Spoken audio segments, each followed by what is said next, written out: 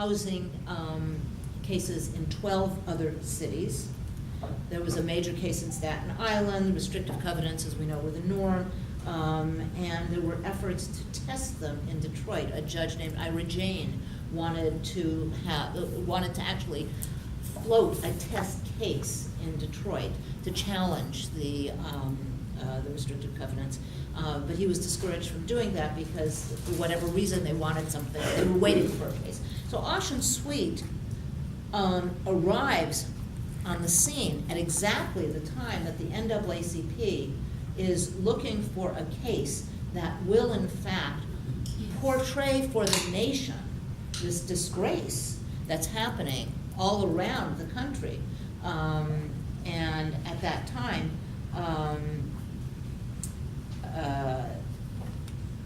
the connection between the local NAACP and the national NAACP was different, because you had the locals were really driving so much of policy, and Detroit had, I think, probably the strongest local NAACP of any city in the nation at that time. It still does. It still does. Okay, there you go.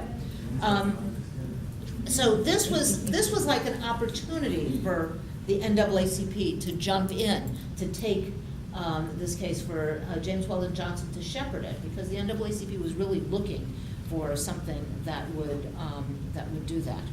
I do have a question. Go. Number one, why did they move to this particular neighborhood? Why did they move to this And particular it neighborhood? seems like they knew, at least from what I've read, that there could be trouble from them moving to this neighborhood, but still they did. Okay. Can you get into that a little bit? Absolutely. In fact, why don't I go into that right now? Two things are important here.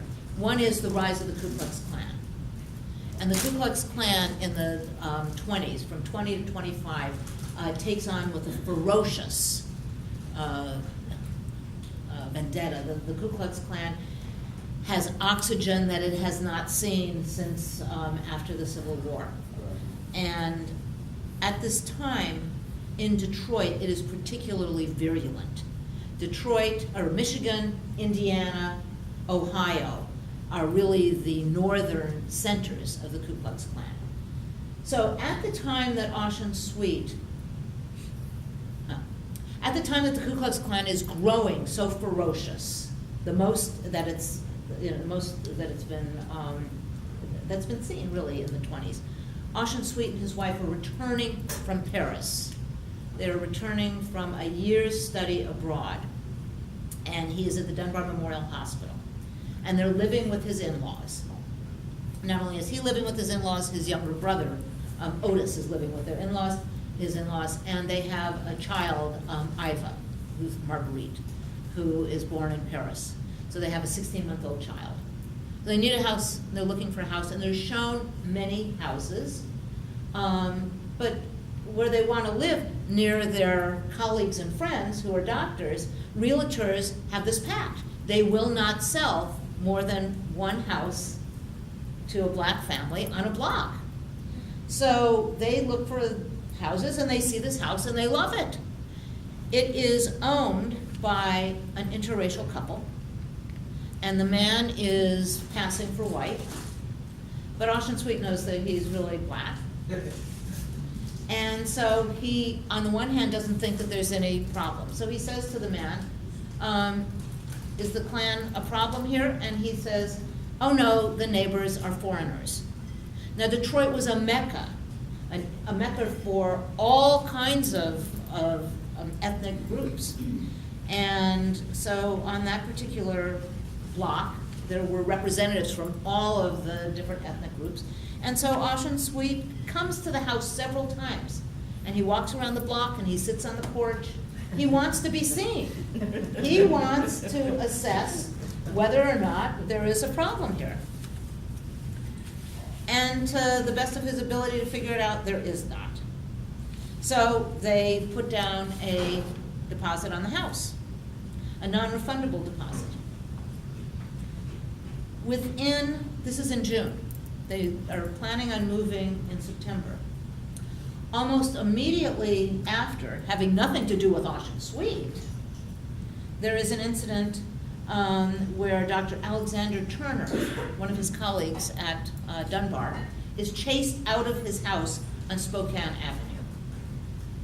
There is an incident, and it's all of this, incidentally, everything that I've described is discussed in greater detail in my book, so, you know, I'm not trying to do an interview that says, oh, read my book, but I'm just telling you that if you want to, you can find it. Dr. Alexander Turner, this is on June 23rd.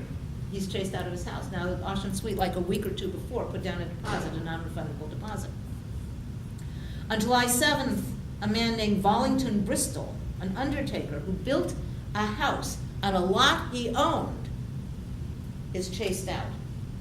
And these are all, you know, white Ku Klux Klan infested mobs that are infested. I don't know that they're mobs yet, but they're crowds. They're vagabonds. And, but I don't think that they've reached, you know, hundreds of thousands yet. They say that for Sweet. On July 10th, John Fletcher, another African American who bought a house in a neighborhood, is forced out after he's there for 2 days. You know, and these houses are attacked. You know, bottles are thrown and rocks are thrown, and people are, I think it's Alexander Turner's, the painters are there, and the painters are attacked, you know, while they're on their, there's scaffolds painting the house on the outside, they're attacked. Okay, this is all within 2 or 3 weeks of his putting down this non-refundable deposit. On July 12th, the KKK holds a rally on West 4th Street, and it's estimated, the newspapers estimate 10,000 people come to this KKK rally. And on July 1925. I know. This is July 12th. You know, just once again, a few days. So it's all boiling fast, really fast. On July 14th, the Waterworks Improvement Association, which is the equivalent of the White Citizens Council, that is in the neighborhood that Garland and Charlottesville is. They hold a meeting at the House School where 700 people come to protest Ossian Sweet moving in, although they don't mention him by name. And in August, there's a KKK march in front of the White House. I think about 20,000 people, and I have a picture of it here. You know, so people are dressed in their white hooded outfits, walking in front of the White House in August, 1 month before Ossian Sweet is supposed to move in. The White House in Washington? Washington, D.C., right, Pennsylvania Avenue. So there's this national movement of which this is, you know, it's the energy is growing in the Ku Klux Klan to make, you know, some kind of a statement. And they're doing it here, and they're doing it elsewhere. The White House? What were they protesting there? I think they were just celebrating their own heinous. Showing a presence. Yeah, showing a presence. A show of force, right. I mean, they were drawing a line in the sand. So Ossian Sweet tries to negotiate, he tries to get out of the deal. They say no, they won't give him his money back. And they don't want to move into the house on Labor Day because there was some other incident at some point in time when somebody moved in on Labor Day and all the kids were out. So that they strategize when is the best way to move in. They already know that the grocer 100 feet away is not going to sell to them, so they bring in enough food, enough provisions to basically, you know, withstand the discomfort. And the first day that they're there is when the 2 days of demonstrations that end with, you know, with this man, Leon Bryner, killed, and hundreds of people throwing rocks into the house. What was the size of the crowd? It's unclear. It looks like after the incident there were a couple of thousand people. It's around not, the house? Around the house. And the house is not a very big house. I don't know if anybody is. What side of town is this house on? Garland at Charlottesville. If you drive It's all the way still down there. Charlottesville, it's right on the corner at Garland. And Garland as, and Charlotte. Yes. yeah, and there's a marker in front of it, 2905 Yeah, Garland. It's kitty corner from the school. yep. So the answer to your question is, They tried their best. They certainly were aware, because these were friends of theirs who were trashed out of their houses. There were conversations in the doctor's lounge at Dunbar that Ossian Sweet later reports. And as I said, they wouldn't give their money back, and they thought they could, kind of out-strategize by taking care of when they moved in. Was that? Didn't they move in during the night? No, they moved in on a Tuesday after Labor Day, and people started to immediately surround the house, accumulate, walking back and forth. And a police officer introduced himself, and he said, "Well, I'm here to keep order." And the Sweets invited him in, and they could see that they were just kind of moving in. And a decorator, an interior decorator who was a friend of Gladys's, came to measure the rooms and measure the drapes. That day, they went shopping for furniture, and all this becomes important because it shows, first of all, they bought the house in June. Later on, after the incident, the public opinion is immediately stigmatizing them by saying they just bought the house, they hadn't planned on living there, they bought it the day before they moved in. So you could see how public opinion was being shaped to damage them.